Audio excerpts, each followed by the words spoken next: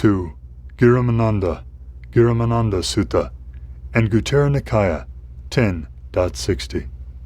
I have heard that on one occasion the Blessed One was staying near Savatthi in Jetta's Grove, Anathapindika's monastery, and on that occasion Venerable Girimānanda was diseased, in pain, severely ill.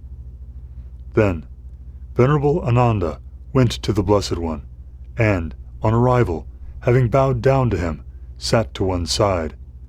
As he was sitting there, he said to the Blessed One, "Lord, Venerable Girimānanda is diseased, in pain, severely ill. It would be good if the Blessed One would visit Venerable Girimānanda out of sympathy for him." Ānanda, if you go to the monk Girimānanda and tell him 10 perceptions, it's possible that when he hears the 10 perceptions, his distress may be allayed. Which 10? The perception of inconstancy, the perception of not-self, the perception of unattractiveness, the perception of drawbacks, the perception of abandoning, the perception of dispassion, the perception of cessation, the perception of distaste for every world, the perception of the undesirability of all fabrications, and mindfulness of in and out breathing. And what is the perception of inconstancy? There is the case where a monk, having gone to the wilderness, to the shade of a tree, or to an empty dwelling, reflects thus: form is inconstant, feeling is inconstant, perception is inconstant, fabrications are inconstant, consciousness is inconstant. Thus he remains focused on inconstancy with regard to the 5 aggregates. This, Ānanda, is called the perception of inconstancy. And what is the perception of not-self? There is the case where a monk, having gone to the wilderness, to the shade of a tree, or to an empty building, reflects thus: the eye is not self, forms are not self, the ear is not self, sounds are not self, the nose is not self, aromas are not self, the tongue is not self, flavors are not self, the body is not self, tactile sensations are not self, the intellect is not self, ideas are not self. Thus he abides, contemplating the quality of not-self with regard to the 6 internal and external sense spheres. This is called the perception of not-self. And what is the perception of unattractiveness? There is the case where a monk ponders this very body, from the soles of the feet on up, from the crown of the head on down, surrounded by skin, filled with all sorts of unclean things. There is, in this body, hair of the head, hair of the body, nails, teeth, skin, muscle, tendons, bones, bone marrow, spleen, heart, liver, membranes, kidneys, lungs, large intestines, small intestines, gorge, feces, gall, phlegm, lymph, blood, sweat, fat, tears, oil, saliva, mucus, oil of the joints, urine. Thus he remains focused on unattractiveness with regard to this very body. This is called the perception of unattractiveness. And what is the perception of drawbacks? There is the case where a monk, having gone to the wilderness, to the foot of a tree, or to an empty dwelling, reflects thus: this body has many pains, many drawbacks.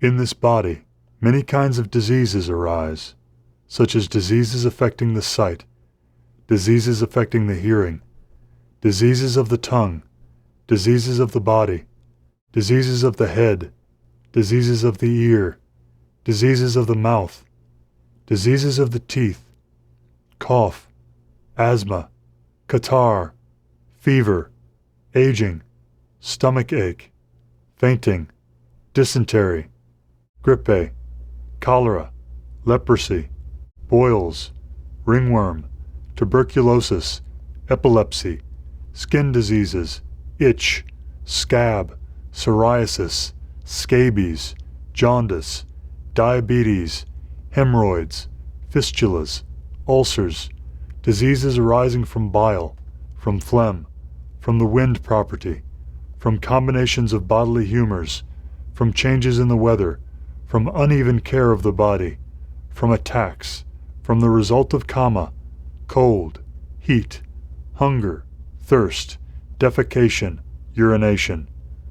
Thus he remains focused on drawbacks with regard to this body. This is called the perception of drawbacks. And what is the perception of abandoning? There is the case where a monk doesn't acquiesce to an arisen thought of sensuality. He abandons it, destroys it, dispels it, and wipes it out of existence.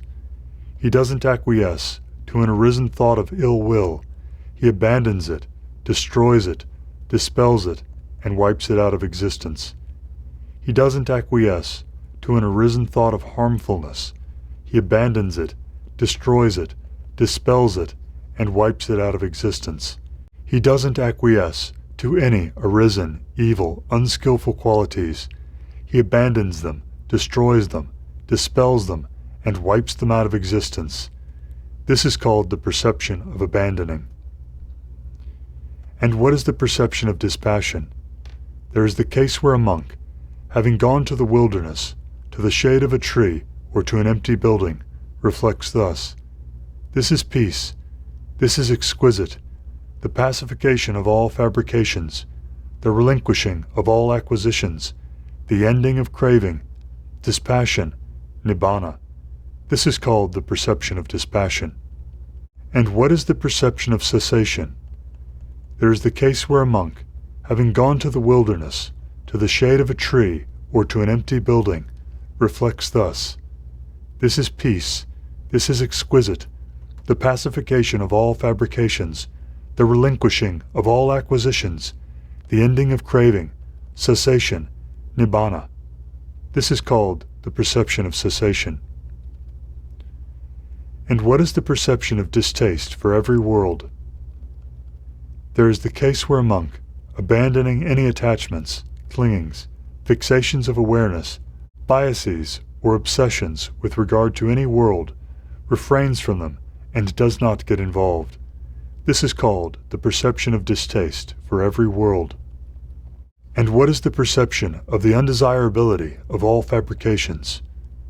There is the case where a monk feels horrified, humiliated, and disgusted with all fabrications.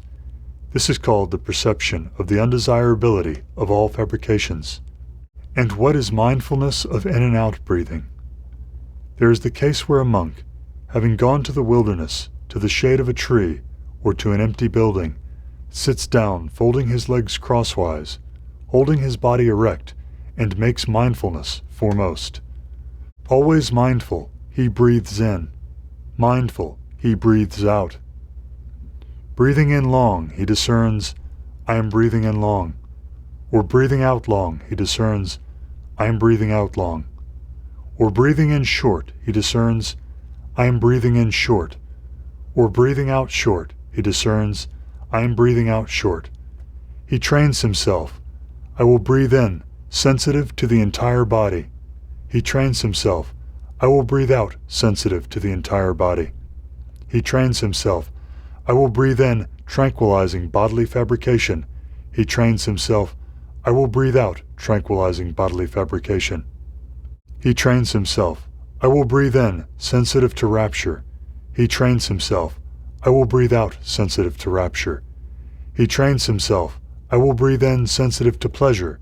He trains himself, I will breathe out, sensitive to pleasure. He trains himself, I will breathe in, sensitive to mental fabrication. He trains himself, I will breathe out, sensitive to mental fabrication. He trains himself, I will breathe in, tranquilizing mental fabrication. He trains himself, I will breathe out, tranquilizing mental fabrication. He trains himself, I will breathe in, sensitive to the mind. He trains himself, I will breathe out, sensitive to the mind. He trains himself, I will breathe in, gladdening the mind. He trains himself, I will breathe out, gladdening the mind. He trains himself, I will breathe in, gathering the mind. He trains himself, I will breathe out, gathering the mind. He trains himself, I will breathe in, releasing the mind. He trains himself, I will breathe out, releasing the mind. He trains himself, I will breathe in, looking for inconstancy.